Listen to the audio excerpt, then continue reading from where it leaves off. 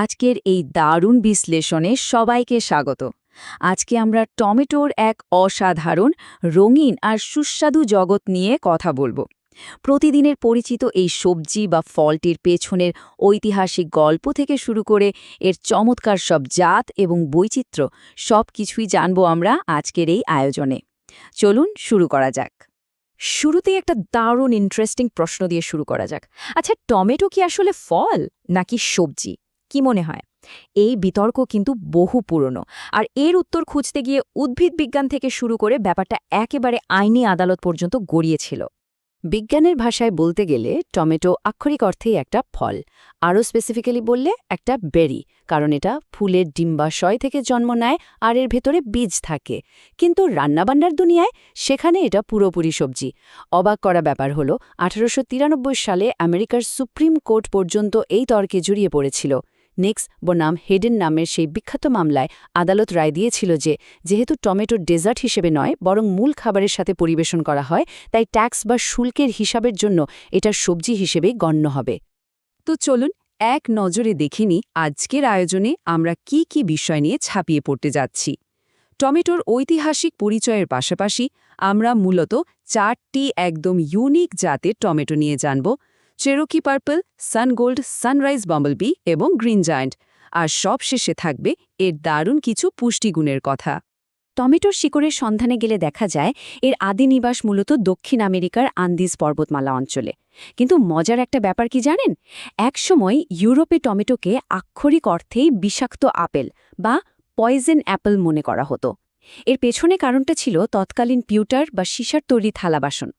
Tomato তীব্র অ্যাসিডিটির কারণে থালা থেকে সীসা খাবারে মিশে যেত, আর তা খেয়ে অনেকেই লেড পয়জনিংয়ে আক্রান্ত হতো। অথচ অযথায় দোষ দেওয়া হতো বেচারা টমেটোকে। তবে সময় এখন অনেকটাই বদলেছে। ভাবলে অবাক লাগে, বর্তমানে সারা বিশ্বে 10,000-এরও বেশি টমেটোর জাত চাষ করা হয়। এত বিশাল একটা বৈচিত্র্যের মধ্য থেকে আজকে আমরা মাত্র 4টি বিশেষ এবং ভিন্ন রঙের টমেটো বেছে নিয়েছি, যেগুলো সত্যি এক্সক্লুসিভ। তো প্রথমেই আলোচনা করা যাক আমাদের টেস্টিং মেনুর প্রথম জাতটি নিয়ে, চেরোকি পার্পল। এর স্বাদটা ঠিক কেমন জানেন? একদম রাজকীয়, ডিপ আর রিচ একটা ফ্লেভার। এটা মিষ্টি, তবে একেবারে কড়া মিষ্টি নয়। যারা কাঁচা টমেটো খেতে ভালোবাসেন তাদের জন্য এর এই গভীর স্বাদ সত্যি এক অসাধারণ এক্সপিরিয়েন্স। এটা মূলত একটা এয়ারলুম বা ঐতিহ্যবাহী জাত।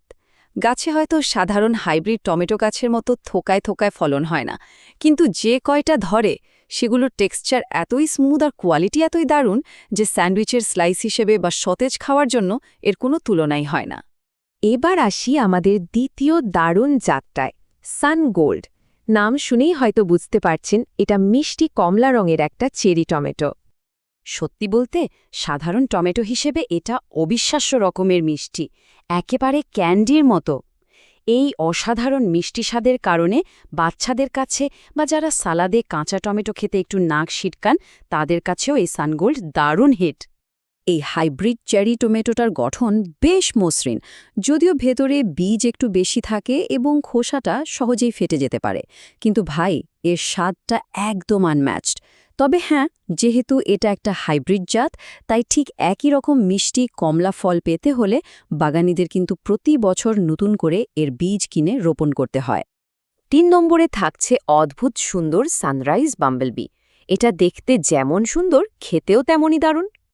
এই চেরি টমেটোটার বাহ্যিক রূপ যে কাউকেই মুগ্ধ করবে। মূলত উজ্জ্বল হলুদ রঙের গায়ে গোলাপি রঙের দারুণ সব স্ট্রাইপ বা দাগ কাটা থাকে। সালাদের বাটিতে দিলে পুরো চেহারাটাই একেবারে দৃষ্টিনন্দন হয়ে যায়। এই স্বাদটা বেশ স্নিগ্ধ এবং মিষ্টি। অনেকের মতেই স্ন্যাক্স হিসেবে খাওয়ার জন্য এটা সেরা একটা চেরি টমেটো। এটি একটি ওপেন পলিনেটেড বা উন্মুক্ত পরাগায়িত জাত, মানে এর বীজ সংরক্ষণ করে আপনি চাইলে পরের বছর আবার লাগাতে পারবেন। তবে ভারী বৃষ্টির সময় এটা একটু সহজেই ফেটে যাওয়ার প্রবণতা দেখায়। আর সবশেষে চলুন পরিচিত হয়ে গ্রিন জায়ান্ট বা সবুজ বিস্ময়ের সাথে। আকারের দিক থেকে এটা সত্যি এক বিশাল পান্না বা এমারাল্ডের মতো। টমেটো মানেই যে লাল হতে হবে, এই গ্রিন জায়ান্ট সেই ধারণাকে পুরোপুরি পাল্টে দেয়। একটা টমেটোর ওজন 1 পাউন্ডেরও বেশি হতে পারে, আর সবচেয়ে চমকপ্রদ ব্যাপারটা কি জানেন, একদম পুরোপুরি পেকে খাওয়ার উপযোগী হয়ে যাওয়ার পরও এটার রং কিন্তু ওই খাঁটি সবুজই থাকে। এই জাতটা দারুণভাবে প্রমাণ করে যে একটা টমেটোকে সুস্বাদু হতে হলে সবসময় লাল হতেই হবে এমন কোনো নিয়ম নেই। এটি অত্যন্ত মসৃণ, দাগমুক্ত এবং এর স্বাদ একদম পারফেক্টলি ব্যালেন্সড, আর ফলনও হয় প্রচুর।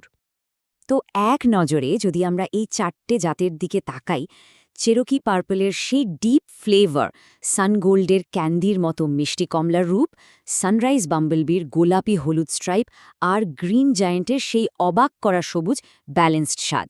যারা বাগান করতে ভালোবাসেন বা রান্নাঘরের নতুন কিছু ট্রাই করতে চান, তাদের জন্য এটা দারুণ একটা গাইড হতে পারে। আচ্ছা, স্বাদ আর সৌন্দর্যের কথা তো অনেক হলো।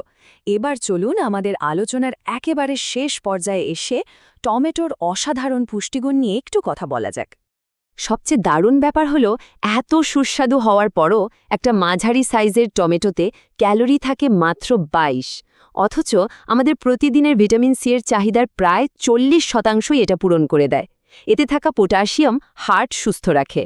আর এর সবচেয়ে জাদুকরী উপাদান হল লাইকোপেন, যেটা চোখের দৃষ্টি ভালো রাখে, ত্বককে সূর্যের ক্ষতিকারক রশ্মি থেকে বাঁচায়, এমনকি ক্যান্সার প্রতিরোধেও শক্তিশালী ভূমিকা পালন করে। তাহলে একবার ভাবুন তো, সুপারমার্কেটের ওই একঘেয়ে লাল টমেটোর বাইরে এত বিশাল আর রঙিন একটা জগৎ পড়ে আছে। এরপর আপনার প্লেটে বা স্বাদের বাগানে কোন উজ্জ্বল রঙের টমেটোটা জায়গা পেতে যাচ্ছে, একটু ভেবে দেখবেন। টমেটোর এই রঙিন জগৎ নিশ্চয়ই আপনাদের নতুন কিছু ট্রাই করতে উৎসাহিত করবে। আজকের এই বিশ্লেষণ আমরা এখানেই শেষ করছি। দারুণ এই যাত্রায় সাথে থাকার জন্য অনেক ধন্যবাদ।